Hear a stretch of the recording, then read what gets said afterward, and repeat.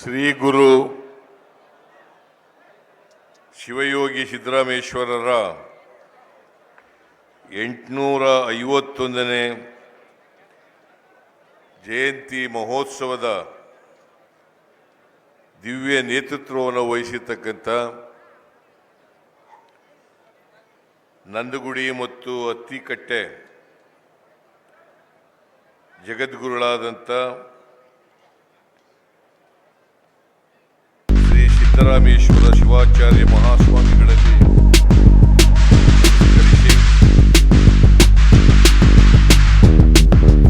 ದಿವ್ಯ ಸಾನ್ನಿಧ್ಯ ವಹಿಸಿರ್ತಕ್ಕಂಥ ಪೂಜ್ಯ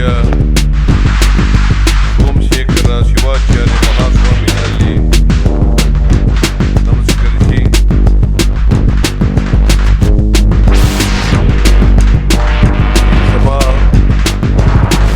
ಸಮಾರಂಭದ ಅಧ್ಯಕ್ಷತೆ ವಹಿಸಿರ್ತಕ್ಕಂಥ ಮಾಜಿ ಸಚಿವರು, ಈ ಕ್ಷೇತ್ರದ ಶಾಸಕರು ಆದಂಥ ಶ್ರೀ ಬಸವರಾಜ್ ಶಿವಣ್ಣನವರೇ,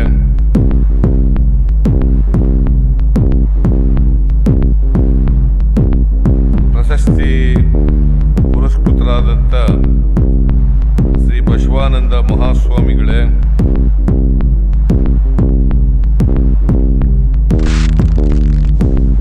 ಈ ಅತಿಥಿಗಳಾಗಿ ಭಾಗವಹಿಸಿರ್ತಕ್ಕಂಥ ಜಿಲ್ಲೆಯ ಉಸ್ತುವಾರಿ ಸಚಿವರು, ಸಕ್ಕರೆ ಮತ್ತು ಜವಳಿ ಸಚಿವರು ಆದಂಥ ಶಿವಾನಂದ ಪಾಟೀಲ್ ಅವರೇ, ಪ್ರಾಸ್ತಾವಿಕ ನುಡಿಗಳನ್ನು ಆಡಿದಂಥ ಕೆ.ಬಿ. ಶಶಿಧರ್ ಅವರೇ,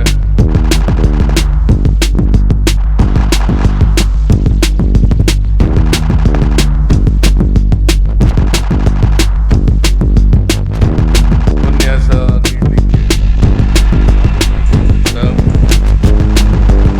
ಶರಣ ಸಾಹಿತ್ಯ ಪರಿಷತ್ತಿನ ಅಧ್ಯಕ್ಷರಾದಂಥ ಸೋಮಶೇಖರ್ ಅವರೇ, ಶಾಸಕರಾದಂಥ ಶ್ರೀ ಶ್ರೀನಿವಾಸ್ ಮಾನಿಯವರೇ,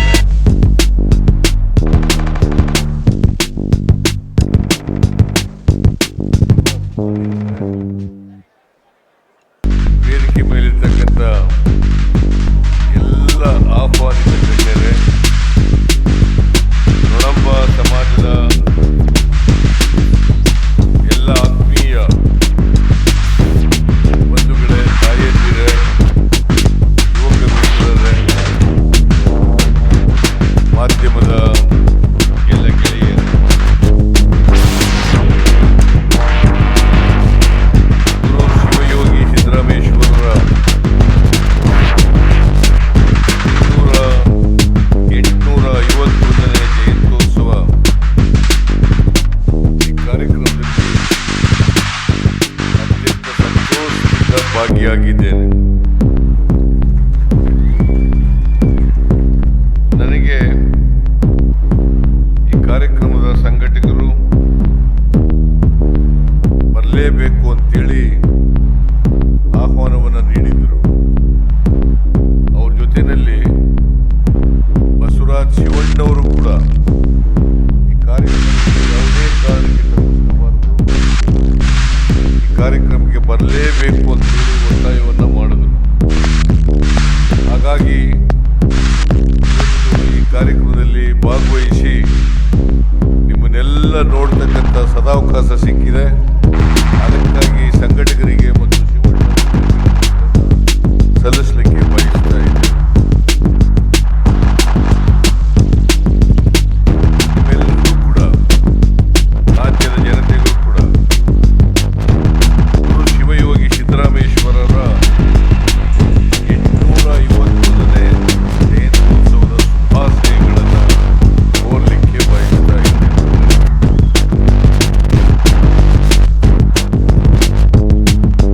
ಸಿದ್ದರಾಮೇಶ್ವರರು ಬಸವಣ್ಣವರ ಸಮಕಾಲೀನ. ನೀವು ಅಥಾರಿಟಿ ಇದ್ದೀರಾ ಇದರ ಮೇಲೆ? ಸಾಹಿತ್ಯ ಪರಿಷತ್ನ ಅಧ್ಯಕ್ಷರು, ಶರಣ ಸಾಹಿತ್ಯ ಪರಿಷತ್ನ ಅಧ್ಯಕ್ಷರು. ಇವರು ಕೂಡ ವಚನ ಸಾಹಿತ್ಯದಲ್ಲಿ ಪ್ರಮುಖವಾದಂಥ ಪಾತ್ರವನ್ನು ವಹಿಸಿದ್ರು. ಕರ್ನಾಟಕದಲ್ಲಿ 12ನೇ ಶತಮಾನದಲ್ಲಿ ಶರಣರು ವಚನಗಳನ್ನು ರಚನೆ ಮಾಡೋದ್ರ ಮೂಲಕ ಜೀವನದ ಮೌಲ್ಯಗಳನ್ನು ಜನರಿಗೆ ತಿಳಿಸ್ತಕ್ಕಂಥ ಪ್ರಯತ್ನವನ್ನು ಮಾಡಿದ್ರು. ನಾವೆಲ್ಲರೂ ಕೂಡ ಬದುಕಿನ ಮೌಲ್ಯಗಳನ್ನು ತಿಳ್ಕೋಬೇಕಾಗ್ತದೆ. ಕುವೆಂಪು ಅವರು ಒಂದು ಮಾತನ್ನ ಹೇಳ್ತಾರೆ, ಪ್ರತಿ ಮಗುವೂ ಕೂಡ ಯಾವುದೇ ಧರ್ಮಕ್ಕೆ ಸೇರಿರಲಿ, ಯಾವುದೇ ಜಾತಿಗೆ ಸೇರಿರಲಿ, ಹುಟ್ಟುವಾಗ ವಿಶ್ವಮಾನವರಾಗಿ ಹುಟ್ಟುತ್ತಾರೆ. ಬೆಳೀತಾ ಬೆಳೀತಾ ಅಲ್ಪಮಾನವರಾಗ್ಬಿಡ್ತಾರೆ. ನಮ್ಮ ಬದುಕು, ನಾವು ಹುಟ್ಟೋದು ಆಕಸ್ಮಿಕ, ಸಾಯೋದಂತೂ ಖಚಿತ. ಈ ಹುಟ್ಟು ಸಾವುಗಳ ನಡುವೆ ಬದುಕಿರ್ತೀವಲ್ಲ, ಆ ನಮ್ಮ ಬದುಕನ್ನ ಸಾರ್ಥಕ ಮಾಡ್ಕೊಳ್ತಕ್ಕಂಥದ್ದೇ ನಾವು ಪ್ರಯತ್ನ ಮಾಡಬೇಕಾಗಿರ್ತಕ್ಕಂಥದ್ದು. ನಮ್ಮ ಬದುಕು ಸಾರ್ಥಕ ಆಗದೆ ಹೋದರೆ ಹುಟ್ಟಿನ ಸಾರ್ಥಕತೆಯೂ ಕೂಡ ಆಗ್ಲಿಕ್ಕೆ ಸಾಧ್ಯ ಇಲ್ಲ. ಅದರಿಂದ ಪ್ರತಿಯೊಬ್ಬರು ಕೂಡ ನಾವು ಬದುಕಿರೋ ಅವಧಿನಲ್ಲಿ ಬದುಕನ್ನು ಸಾರ್ಥಕ ಮಾಡ್ಕೊಂಡಿದ್ದೀವ ಇಲ್ವಾ ಅಂತೇಳಿ ಒಂದ್ಸಾರಿ ಆತ್ಮಾವಲೋಕನವನ್ನು ಮಾಡ್ಕೋಬೇಕು. ಇದನ್ನೇ ಬಸವಾದಿ ಶರಣರು ಜೀವನದಲ್ಲಿ ಮನುಷ್ಯರಾಗಿ ಬದುಕಲಿಕ್ಕೆ ನಮಗೆ ಹೇಳ್ಕೊಟ್ಟಿದ್ದಾರೆ. ಮನುಷ್ಯರಾಗಿ ಬದುಕಬೇಕು, ಪ್ರತಿಯೊಬ್ಬರು ಕೂಡ ಮನುಷ್ಯರಾಗಿ ಬದುಕಬೇಕು. ಸಿದ್ದರಾಮೇಶ್ವರರು ಕೂಡ ಅದನ್ನೇ ಹೇಳಿರೋದು. ಅವರು ದೇವಸ್ಥಾನಗಳು ಕಟ್ಟಿಸಿರ್ಬೋದು, ಕೆರೆ ಕಟ್ಟೆಗಳನ್ನು ಕಟ್ಟಿಸಿರ್ಬೋದು, ಅದು ಬೇರೆ ವಿಚಾರ. ಆದರೆ ವಚನಗಳನ್ನು ರಚನೆ ಮಾಡೋದ್ರ ಮೂಲಕ ಜೀವನದ ಮೌಲ್ಯಗಳನ್ನು, ಜೀವನದ ಸಾರವನ್ನು ಸಮಾಜದ ಮುಂದೆ, ಜನರ ಮುಂದೆ ಇಡ್ತಕ್ಕಂಥ ಪ್ರಯತ್ನವನ್ನು ಮಾಡಿದ್ದಾರೆ. ಈ ಸಾಹಿತ್ಯ ಇದೆಯಲ್ಲ, ವಚನ ಸಾಹಿತ್ಯ ಇದೆಯಲ್ಲ, ಕನ್ನಡ ಸಾಹಿತ್ಯದ ಅಷ್ಟೇ ಅಲ್ಲ, ವಿಶ್ವ ಸಾಹಿತ್ಯದಲ್ಲೂ ಕೂಡ ಒಂದು ದೊಡ್ಡ ಕೊಡುಗೆಯನ್ನು ಕೊಟ್ಟಿರ್ತಕ್ಕಂಥ ಸಾಹಿತ್ಯ ಇದೆ. ನಮಗೆ ಧರ್ಮಾಚರಣೆ ಮತ್ತು ಧರ್ಮದ ಬಗ್ಗೆ ತಿಳ್ಕೊಳ್ತಕ್ಕಂಥದ್ದು, ಆಧ್ಯಾತ್ಮಿಕದ ಬಗ್ಗೆ ತಿಳ್ಕೊಳ್ತಕ್ಕಂಥದ್ದು ಜನರ ಭಾಷೆನಲ್ಲಿ ಇರಲಿಲ್ಲ. ಜನರ ಭಾಷೆನಲ್ಲಿರಲಿಲ್ಲ. ಅದು ಸಾಮಾನ್ಯ ಜನರಿಗೆ ಅರ್ಥ ಮಾಡ್ಕೊಳ್ಳಿಕ್ಕೆ ಸಾಧ್ಯ ಆಯ್ತಿರ್ಲಿಲ್ಲ.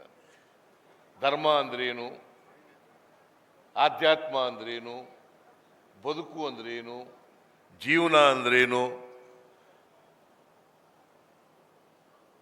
ಇವೆಲ್ಲನೂ ಕೂಡ ಅರ್ಥ ಮಾಡ್ಕೊಳ್ತಕ್ಕಂಥ ಜನರ ಭಾಷೆನಲ್ಲಿ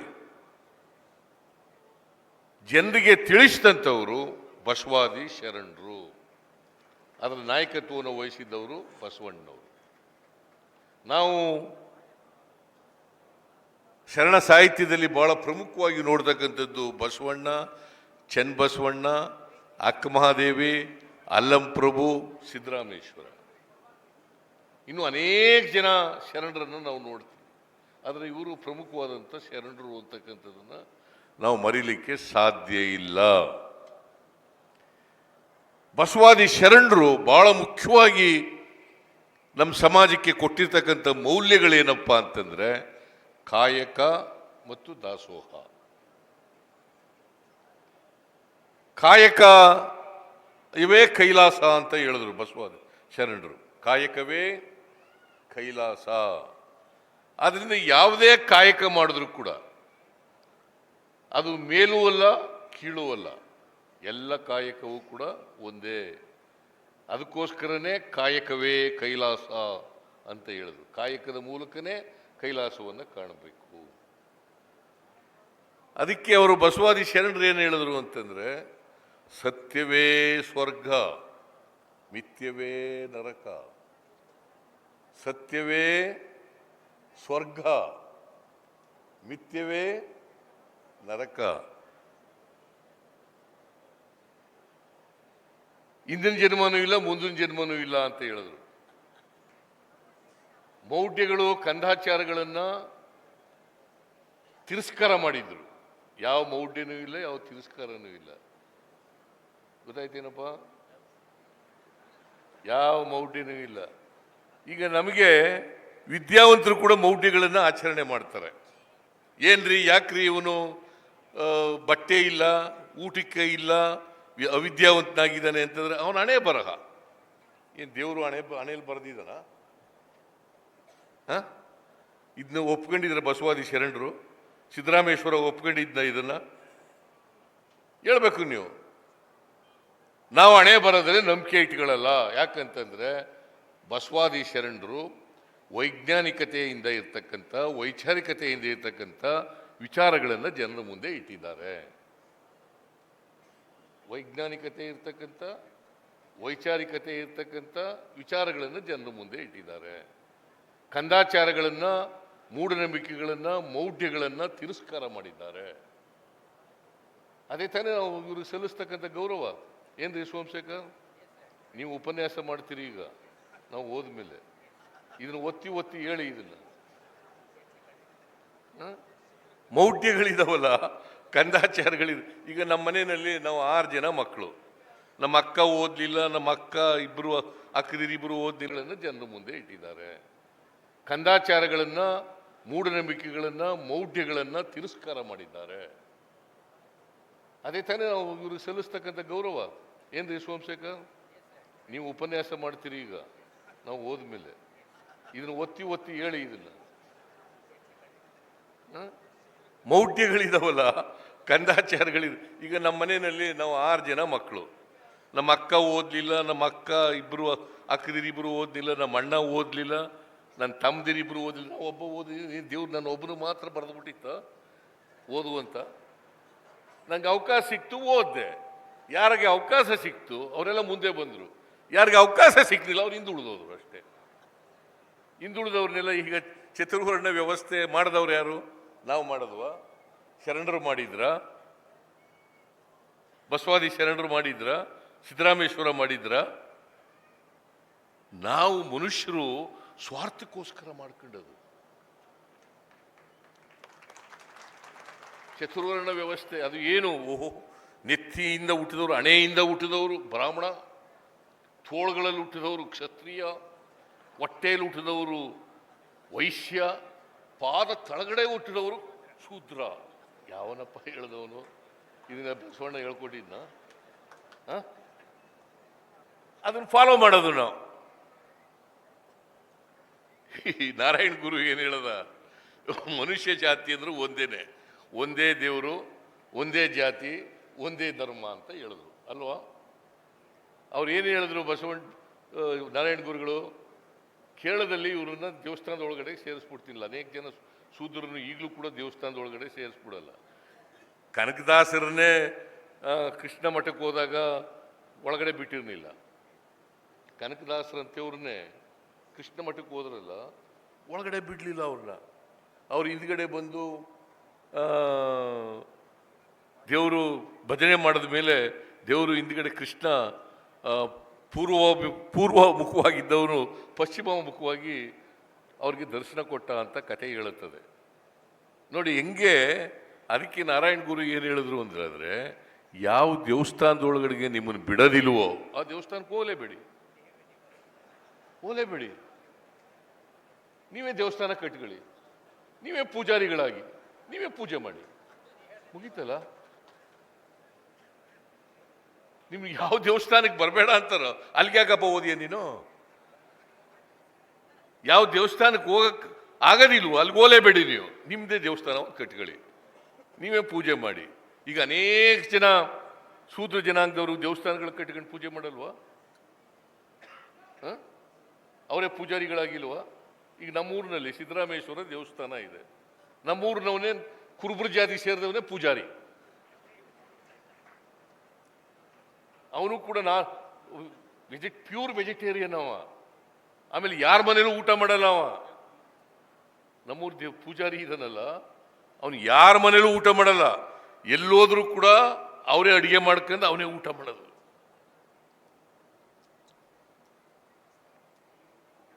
ನೀವು ಎಲ್ಲ ಜನಾಂಗದಲ್ಲೂ ಪೂಜಾರಿಗಳಿದ್ದಾರೆ, ಎಲ್ಲ ಜನಾಂಗದಲ್ಲೂ ದೇವಸ್ಥಾನಗಳಿದ್ದಾವೆ, ಮಾಡಿ. ಅದರಿಂದ ಮನುಷ್ಯ ಇದನ್ನಲ್ಲ, ಇವರೆಲ್ಲ ಹೇಳ್ಕೊಟ್ಟಿರೋದು ಏನಪ್ಪ ಅಂತಂದ್ರೆ, ಮನುಷ್ಯರನ್ನ ಪ್ರೀತಿಸ್ಬೇಕು, ಮನುಷ್ಯರನ್ನ ದ್ವೇಷಿಸಬಾರ್ದು. ಯಾವುದೇ ಧರ್ಮಕ್ಕೆ ಸೇರಿರಲಿ, ಯಾವುದೇ ಜಾತಿಗೆ ಸೇರಿರಲಿ, ಯಾವುದೇ ಭಾಷೆಗೆ ಸೇರಿರಲಿ, ಯಾವುದೇ ಸಂಸ್ಕೃತಿ ಇರಲಿ, ಯಾರು ಕೂಡ ಯಾರನ್ನು ದ್ವೇಷಿಸಬಾರ್ದು. ನಾವೆಲ್ಲರೂ ಕೂಡ ಮನುಷ್ಯರಾಗಿ ಇರಬೇಕು. ಇದನ್ನು ಹೇಳಿದ್ರೆ ಕೆಲವರು ಕೋಪ ಹೇಳ್ತಾರಲ್ಲ, ಅದಕ್ಕೆ ನಾನು ಟಾರ್ಗೆಟ್ ಮಾಡೋದು ಬಹಳ ಜನ. ಆ ಟಾರ್ಗೆಟ್ ಮಾಡಿದ್ರು ಮಾಡ್ಕೊಳ್ಳಿ, ಅವೇನು ಅಸಂಬದ್ಧವಾದದ್ದು, ಅದು ಟಾರ್ಗೆಟ್ ಮಾಡ್ಕೊಳ್ಳೋದು ಅಸಂಬದ್ಧವಾದದ್ದು. ಅದರಿಂದ ಸಿದ್ದರಾಮೇಶ್ವರನ ಜಯಂತಿ ಮಾಡುವಾಗ ನಾವು ಸಿದ್ದರಾಮೇಶ್ವರ ಏನು ಹೇಳಿದ್ರು ಅದರಂತೆ ನಡ್ಕೊಳ್ತಕ್ಕಂಥ ಪ್ರಯತ್ನ ಮಾಡಬೇಕು. ಬಸವಾದಿ ಶರಣರು ಏನು ಹೇಳಿದ್ರು ಅದರಂತೆ ನಡ್ಕೊಳ್ತಕ್ಕಂಥದ್ದು ಮಾಡಬೇಕು ಅಲ್ವಾ? ಅದೇ ತಾನೇ ನಾವು ಅವ್ರಿಗೆ ಗಳಿಸ್ತಕ್ಕಂಥ ಗೌರವ. ಸಿದ್ದರಾಮೇಶ್ವರರಿಗೆ ಸಲ್ಲಿಸ್ತಕ್ಕಂಥ ಗೌರವ ಏನಪ್ಪ ಅಂತಂದರೆ, ಅವರು ಏನು ಬೋಧನೆ ಮಾಡಿದ್ದಾರೆ, ಏನು ಅವರ ವಚನದ ಮೂಲಕ ಏನು ಹೇಳಿದ್ದಾರೆ ಜೀವನದ ಬಗ್ಗೆ, ಅದನ್ನು ಅಳವಡಿಸ್ಕೊಳ್ತಕ್ಕಂಥದ್ದು, ಅದರಂತೆ ನಡ್ಕೊಳ್ತಕ್ಕಂಥದ್ದೇ ಸಿದ್ದರಾಮೇಶ್ವರರಿಗೆ ಸಲ್ಲಿಸ್ತಕ್ಕಂಥ ಗೌರವ. ಅದನ್ನು ಮಾಡ್ತಕ್ಕಂಥದ್ದೇ. ಅದನ್ನು ಈಗ ಎಂಥದ್ದು ನೊಳಂಬ ಲಿಂಗಾಯತ ಸಂಘದವರು ಅದನ್ನು ಸುಮಾರು ವರ್ಷಗಳಿಂದ ಮಾಡ್ಕೊಬರ್ತಾ ಇದ್ದಾರೆ. ಮಾಡಿ, ಭಾಳ ಸಂತೋಷ. ಬಸವಾದಿ ಶರಣರು ಹೇಳಿದ್ರು, ದೇವರು ದೇವಸ್ಥಾನದಲ್ಲೇ ಇದ್ದಾನೆ ಅಂತ ತಿಳ್ಕೊಬಿಡಿ, ನಿಮ್ಮ ಆತ್ಮದಲ್ಲೇ ಇದ್ದಾನೆ ಅಂತ ಹೇಳಿದ್ರು. ಉಳ್ಳವರು ದೇವಾಲಯ ಮಾಡುವರು, ನಾನೇನು ಮಾಡುವಲಿ ಬಡವನಯ್ಯ. ಉಳ್ಳವರು ದೇವಾಲಯ ಮಾಡುವರು, ನಾನೇನು ಮಾಡಲಿ ಬಡವನಯ್ಯ. ನನ್ನ ಕಾಲೇ ಕಂಬ, ನನ್ನ ದೇಹವೇ ದೇಗುಲ, ಶಿರವೇ ವನ್ನ ಕಳಸವಯ್ಯ, ಕೂಡಲ ಸಂಗಮ ದೇವ ಅಲ್ವಾ? ಎಷ್ಟು ಸುಲಭವಾಗಿ ಹೇಳಿದ್ದಾರೆ ನೋಡಿ. ಅದರಿಂದ ನಾವು ಎಲ್ಲ ಮಾಡಬಾರ್ದನ್ನೆಲ್ಲ ಮಾಡ್ಬಿಟ್ಟು ದೇವಸ್ಥಾನಕ್ಕೆ ಹೋಗ್ಬಿಟ್ಟು ನಮಸ್ಕಾರ ಮಾಡ್ಬಿಟ್ರೆ ದೇವ್ರ ಸೋಪು ಕ್ಷಮಿಸ್ಬಿಡ್ತಾನ? ಇಲ್ಲೇ ಇದ್ದಾನಲ್ಲ ದೇವರು, ಇಲ್ಲೇ ನಾವು ಮಾಡೋದನ್ನೆಲ್ಲ ನೋಡ್ತಾ ಇರ್ತಾನಲ್ಲ. ಅದರಿಂದ you must be very very careful. ನಾನು ಹೆಚ್ಚು ಮಾತಾಡೋಕ್ಕೆ ಸಮಯ ಇಲ್ಲ. ಇದ್ರ ಬಗ್ಗೆ, ಈ ಶರಣ ಸಾಹಿತ್ಯದ ಬಗ್ಗೆ, ಶರಣರ ಬಗ್ಗೆ ಮಾತಾಡ್ತಾ ಹೋದರೆ ಗಂಟೆಗಟ್ಟಲೆ ಮಾತಾಡ್ಬೋದು, ಗಂಟೆಗಟ್ಟಲೆ. ಸೋಮಶೇಖರ್ ಗಂಟೆಗಟ್ಟಲೆ ಮಾತಾಡ್ಬೋದು, ನಂಗೆ ಗೊತ್ತಿಲ್ಲ. ಅದರಿಂದ ನನಗೆ ಸಮಯದ ಇದೆ. ಇನ್ನೊಂದು ಬೆಂಗಳೂರಿನಲ್ಲಿ ಒಂದು ಇದೇ ಸಿದ್ದರಾಮೇಶ್ವರ ಜಯಂತಿ ಇದೆ, ಅಲ್ಲಿ ಕೂಡ ಸರ್ಕಾರನೇ ಮಾಡ್ತಾ ಇದೆ. ಅದಕ್ಕೆ ಆ ಕಾರ್ಯಕ್ರಮಕ್ಕೆ ಹೋಗ್ಬೇಕಾಗಿರೋದ್ರಿಂದ ನನಗೆ ಸಮಯದ ಕಡಿಮೆ ಇರೋದ್ರಿಂದ ಈಗ ಆಮೇಲೆ ಸ್ವಾಮೀಜಿಯವರು ಕೆಲವು ಒತ್ತಾಯಗಳನ್ನು ನನ್ನ ಮುಂದೆ ಇಟ್ಟಿದ್ದಾರೆ. ಪುಷ್ಪಗಿರಿ ಗ್ರಾಮೀಣ ಅಭಿವೃದ್ಧಿ ಸಂಸ್ಥೆ, ಪುಷ್ಪಗಿರಿ, ಹಳೇಬೀಡು, ಹಾಸನ ಜಿಲ್ಲೆ, ಅಲ್ಲಿ ಸುಮಾರು 40,000 ಶಾಖೆಗಳಿದ್ದಾವೆ ಅಂತ ಹೇಳ್ತಾರೆ. ಶಾಖೆಗಳಿದ್ದಾವೆ. ಇದು ಗ್ರಾಮೀಣ ಅಭಿವೃದ್ಧಿಗೆ ಶ್ರಮಿಸ್ತಾ ಇರ್ತಕ್ಕಂಥ ಸಂಸ್ಥೆಗಳು ಇವು ಅಂತ ಹೇಳಿದ್ದಾರೆ. ಅಲ್ಲಿ ಧರ್ಮಸ್ಥಳದ ಮಾದರಿನಲ್ಲಿ ನಮ್ಮ ಸಂಸ್ಥೆಗಳಿಗೂ ಕೂಡ ಅದೇ ರೀತಿಯಲ್ಲಿ ಇವು ಕೂಡ ಸಲ್ಲಿಸ್ತಾ ಇದ್ದಾವೆ ಅಂತ ಹೇಳ್ತಾರೆ. ಅದಕ್ಕೆ ಅನುದಾನ ಕೊಡಿ ಅಂತ ಹೇಳ್ತಿದ್ದಾರೆ. ನಾನು ಸರ್ಕಾರದ ಮುಂದೆ ಕ್ಯಾಬಿನೆಟ್ನಲ್ಲಿ ಚರ್ಚೆ ಮಾಡಿ ಸಹಾಯ ಮಾಡಲಿಕ್ಕೆ ಪ್ರಯತ್ನ ಮಾಡ್ತೀನಿ. ಆಮೇಲೆ ಶಿವಯೋಗಿ ಸಿದ್ದರಾಮೇಶ್ವರರ ಹೆಸರಿನಲ್ಲಿ ಕೆರೆಗಳ ನಿರ್ಮಾಣ ಮಾಡಿ ಅಂತ ಹೇಳಿದ್ದಾರೆ.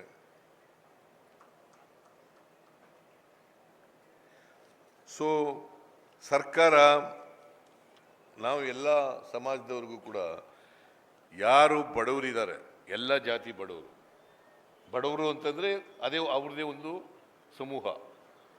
ಎಲ್ಲ ಜಾತಿಲೂ ಬಡವರಿದ್ದಾರೆ, ಮೇಲ್ಜಾತಿಲೂ ಇದ್ದಾರೆ, ಕೆಳಜಾತಿನಲ್ಲೂ ಇದ್ದಾರೆ.